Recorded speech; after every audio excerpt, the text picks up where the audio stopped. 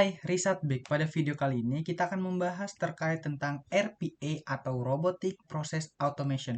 Nah, mungkin pada seri-seri video ke depannya kita akan banyak membahas tentang RPA dari mulai pengenalan dasar apa itu RPA, implementasinya, dan bahkan cara membuat RPA, project-project sederhana, tools-toolsnya, bahkan bagian-bagian yang ada di RPA mungkin kita akan kupas tuntas di video-video yang akan mendatang. Nah, pada video saat ini kita akan membahas tentang pengenalan dasarnya saja dari mulai apa itu RPA, dan apa keuntungannya dan bagaimana cara kerjanya seperti itu. Nah, apa sih RPA itu? Robotic Processing Automation. Nah, ini memungkinkan kita untuk mengotomatisasi tugas seperti yang dilakukan manusia di seluruh aplikasi dan sistem.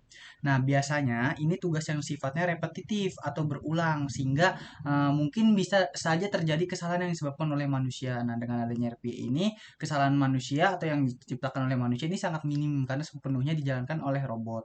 Karena manusia biasanya ketika dia diberi satu tugas dan tugasnya itu berulang dikerjakan misalnya selama 1000 kali atau ratusan kali, ini manusia sangat riskan terhadap kesalahan atau error.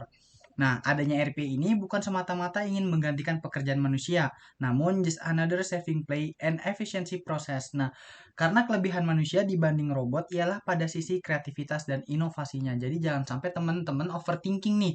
Wah, dengan adanya RPA bisa-bisa pekerjaan saya disingkirkan. Wah, bisa-bisa gara-gara RPA saya tidak kehilangan pekerjaan saya. Seperti itu, jangan sampai seperti itu. Lebih baik kita menjadi manusia yang berpikiran modern atau berpikiran maju. Jika teman-teman tidak ingin terlindas oleh zaman, teman-teman yang harus bergerak maju, teman-teman harus upgrade skills yang teman-teman miliki. Seperti itu. Nah, RPA dapat digunakan untuk mengotomatisasi alur kerja, infrastruktur, proses back office yang padat karya. Bot atau robot perangkat lunak ini dapat berinteraksi dengan aplikasi internal, situs web, portal pengguna, dan lain-lain. Nah, sejauh ini yang saya tahu, RPA masih terbatas penggunanya pada bentuk perangkat lunak. Namun, tidak menutup kemungkinan penggunanya di masa mendatang akan terintegrasikan dengan mikrokontroler seperti SP32, Arduino Uno, bahkan mikrokomputer seperti Raspberry Pi. Nah, sejauh yang saya ketahui ini ya, sejak video ini dibuat tepatnya pada Juli 2022, pengalaman saya di kantor itu RPA ini masih sebatas software saja bentuknya, belum terintegrasi dengan mikrokomputer atau mikrocontroller. Mungkin di masa mendatang mikrocontroller sudah atau teman-teman mungkin di ranah industri yang lebih besar yang saat ini bisa menggantikan PLC mungkin ntar RPA. Karena saat ini proses-proses di bidang mekaniknya atau di bidang teknikalnya ini masih menggunakan PLC atau menggunakan robot manufacturing. Nah, mungkin kedepannya bisa digantikan oleh si RPA ini. Karena sejauh ini RPA hanya mengerjakan tugas-tugas yang software based saja atau berbasis perangkat lunak. Nah, kenapa sih RPA? Di sini ada 3 sebab kenapa kita harus menggunakan RPA. Yang pertama adalah proses yang bisnis yang berubah sangat cepat nih. Nah, berbeda dengan sekarang, dulu nih proses bisnis untuk menjual produk masih membutuhkan sales dan marketing untuk mendapatkan si customer. Namun sekarang, seiring berjalannya waktu sudah beralih ke digital marketing dan CEO. Sehingga sales dan marketing ini sudah tidak terlalu dibutuhkan lagi. Seperti itu. Nah, yang kedua, beberapa sistem TI atau teknologi informasi tidak dapat mengembangkan kecepatan bisnis. Sebelum adanya RPA, perusahaan besar biasanya mengotomatisasi bisnis mereka menggunakan ERP atau Enterprise Resource Planning. Mungkin teman-teman yang kuliah akuntansi atau bisnis atau bahkan sistem informasi tidak asing lagi dengan yang namanya ERP ini. Nah, karena dua hal ini terdapat gap nih di tengah-tengah. Manusia digunakan untuk mengisi kesenjangan antara sistem dan prosesnya ini. Nah, namun dengan adanya RPA ini diharapkan tidak ada lagi kesenjangan antara proses bisnisnya dengan proses teknikal bisnisnya seperti itu. Nah, contoh penggunaan RPA ini sebenarnya banyak banget, bahkan ada ribuan pengaplikasian. Nah, di sini saya akan contohkan 4 yang paling sering saya temuin. Yang pertama adalah Finance Reconcile. Ya, ini dia mencatat seluruh transaksi di dalam sebuah bisnis. Dia mencatat pengeluarannya, pemasukannya berapa, lalu misalnya dalam sebuah pabrik dia membeli banyak barang, misalnya 1000 logistik sebanyak 1000 pack misalnya. Lalu harganya berapa dalam sebulan, berapa kali pengeluarannya, itu akan membuat invoice-nya secara otomatis.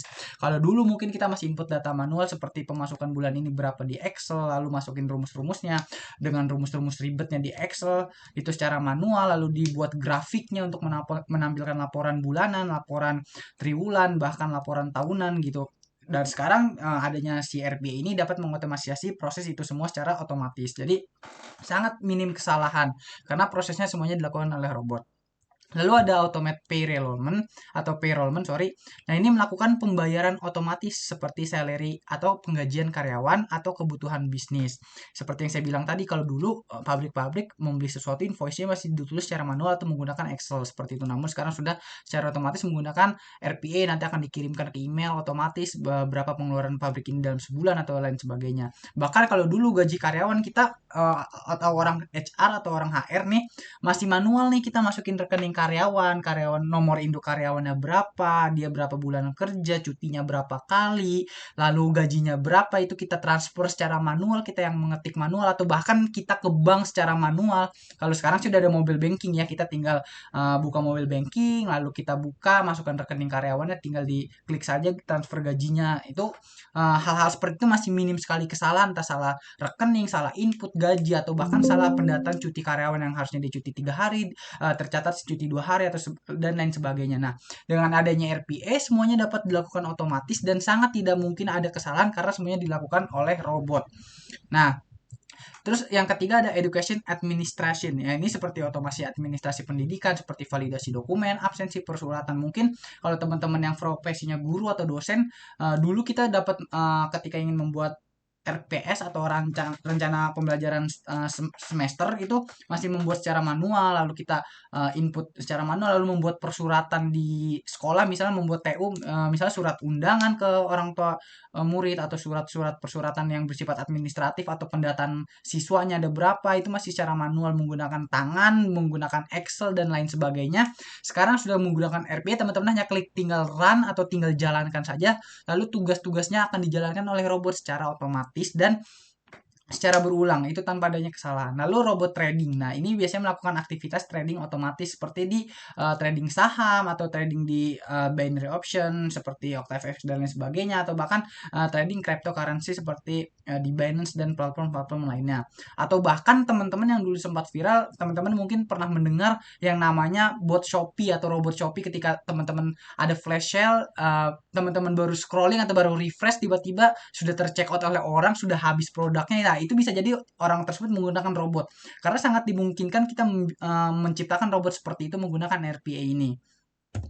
Nah, siapa sih yang bisa mempelajari RPA? Nah, RPA ini dikhususkan untuk seluruh kalangan. Jadi, yang mampu membuat RPA ini atau yang mampu membuat sebuah software RPA ini tidak hanya orang yang background IT saja, namun teman-teman yang background non IT atau non eksak bisa membuat RPA ini. Seperti teman-teman yang ada di bidang pendidikan, hukum, bisnis, akuntansi dan lain-lain, teman-teman bisa sekali membuat RPA ini. Karena karir path RPA ini sangat luas, dari mulai yang membuat RPA-nya itu dinamakan RPA developer, lalu ada RPA arsitektur yang membuat seluruh rancangan proses bisnisnya, atau ada RPA analis, ini banyak sekali. Sebenarnya teman-teman ketika kami ingin mempelajari RPA itu ada teman-teman di Google namanya UiPath Academy. Di situ teman-teman bisa belajar RPA dari dasar hingga expert itu secara gratis, bahkan dapat sertifikasinya. Hanya saja ini berbahasa Inggris. Nah, saya membuatkan video ini dan kedepannya saya akan banyak membuat video tentang RPA ini untuk memudahkan teman-teman yang setidaknya bahasa Inggrisnya masih kurang fasih, atau ketika teman-teman ingin mencari sesuatu tentang RPA, mungkin di YouTube banyaknya orang India, mungkin teman-teman pusing gitu dengan aksen-aksen India. Nah, supaya teman-teman tidak mabok dengan aksen India atau penjelasan-penjelasan ribet yang berbahasa Inggris, saya akan buatkan videonya dalam bahasa Indonesia. Nah, implementasi RP ini ada banyak ya, di berbagai sektor. Yang pertama ini ada healthcare atau di bidang kesehatan seperti registrasi pasien dan rekam medis, dan masih banyak lainnya seperti pencatatan BPJS, pasien ini punya riwayat penyakit apa aja, berapa kali berobatnya, ini terotomatisasi atau tercatat baik oleh robot secara otomatis. Lalu ada telekomunikasi seperti quality reporting, server order management, lalu ada di bidang retail seperti invoice otomatis yang tadi saya bilang, ketika sebuah perusahaan itu membeli banyak barang dalam jumlah yang sangat banyak dan berulang setiap minggunya, ini akan langsung tercatat nih invoice pengeluaran setiap bulannya berapa, harga barangnya berapa, akan tercatat secara otomatis menggunakan RPA dan bisa langsung terkirimkan ke email teman-teman. Lalu ada pendataan logistik, barangnya ada berapa, apakah kondisinya baik, bagus atau jelek, lalu dan masih banyak sebagainya. Lalu di bidang insurance atau asuransi seperti claim asuransi otomatis, menyediakan informasi dan lain sebagainya. Lalu di bidang travel ada booking tiket otomatis, rekomendasi tempat dan lain sebagainya.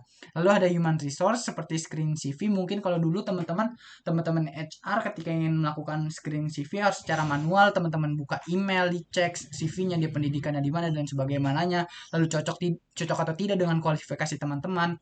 atau bahkan teman-teman menggunakan hal yang terbaru yang saat ini masih populer di kalangan HR, yaitu ATS. Mungkin sekarang ada lebih cepat lagi menggunakan RPA, lalu menggunakan PKWT otomatis dan kontrak otomatis, dan masih banyak lainnya. Sepertinya dulu teman-teman HR ini ketika ingin melakukan perjanjian kontrak atau ingin mengirimkan perjanjian kontrak kepada karyawan, teman-teman masih mengetikkan manual seperti atas nama siapa, kerjanya akan kontraknya berapa tahun, ini dikirimkan ke emailnya, lalu ini bisa diotomatisasi menggunakan RPA. Nah, tools dalam membuat RPA ini sebenarnya banyak banget. Sedangkan yang saya tahu ini banyak, ada 35-an, namun yang paling umum digunakan ini ada 4. Yang pertama ini ada UiPath, teman-teman bisa download di uipath.com. Ini yang paling banyak banget digunakan sih, emang sejauh ini emang UiPath dan Automation Anywhere. Namun 4 ini juga paling sering ditemukan di Indonesia. Toolsnya sebenarnya katanya sih ada ratusan, tapi yang saya tahu ada 35-an sih kalau saya berdasarkan research di Google. Nah, lalu ada OpenRPA, ini open source ya, ini gratis teman-teman. Oh iya, untuk UiPath juga sebenarnya gratis, namun ketika teman-teman ingin menggunakan untuk keperluan untuk bisnis, ini harus ada lisensi yang harus teman-teman beli. Seperti itu. Kalau ingin teman-teman ingin gratis, ini OpenRPA. Namun, ketika teman-teman ingin sekedar belajar atau sekedar cari tahu atau sekedar mengembangkan robot-robot sederhana, teman-teman bisa kok menggunakan UiPath secara gratis. Lalu ada Blue Prism, ini sama, ini juga berbayar, tidak seperti OpenRPA yang gratis. Bisa download di blueprism.com. Lalu ada Automation Anywhere, bisa download di link tersebut. Nah, keuntungan menggunakan RPA apa sih? Yang pertama nih, sejumlah besar prosesnya dapat mudah diotomatisasi. Lalu, biayanya berkurang secara signifikan karena RPA menangani tugas yang berulang dan menghemat waktu dan sumber daya yang berharga. Contoh, ketika teman-teman dalam sebuah bisnis teman-teman nih, teman-teman biasanya menyewa 2 orang HR. Yang pertama tugasnya adalah melakukan payrollment atau melakukan penggajian karyawan, melakukan cross-check absensi karyawan, yang satunya lagi melakukan rekrutmen. Nah, mungkin sekarang teman-teman bisa menyewa 1 HR yang bagian di rekrutmen saja, lalu yang di bagian absensi karyawan hingga payroll karyawan itu bisa diserahkan kepada robot seperti itu. Itu tentunya akan sangat memangkas biaya dari produksi bisnis teman-teman. Nah, selanjutnya keterampilan pemrograman tidak diperlukan untuk mengkonfigurasi robot perangkat lunak. Seperti yang saya katakan tadi, bahwa RPA ini dapat mudah dipelajari oleh orang-orang non-IT atau orang non-eksak, seperti teman-teman yang latar belakang pendidikannya itu di pendidikan atau di hukum, di manajemen. Teman-teman bisa kok menggunakan RPA ini karena RPA ini uh, rendah kode atau rendah ngoding istilahnya, atau less code. Jadi teman-teman gak usah pusing ngodingnya gimana, saya nggak bisa coding, bahkan saya anti dengan coding. Ini karena bener-bener less code gitu. Bahkan kodenya pun ada pun sedikit kode, ini kan less code ya, bukan anti kode atau tanpa kode, tapi less code, rendah kode atau rendah ngoding.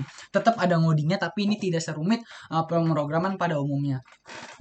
Nah, dengan demikian, setiap staf non-teknis dapat mengatur bot atau robot atau bahkan merekam langkah-langkah mereka untuk mengotomatisasi proses.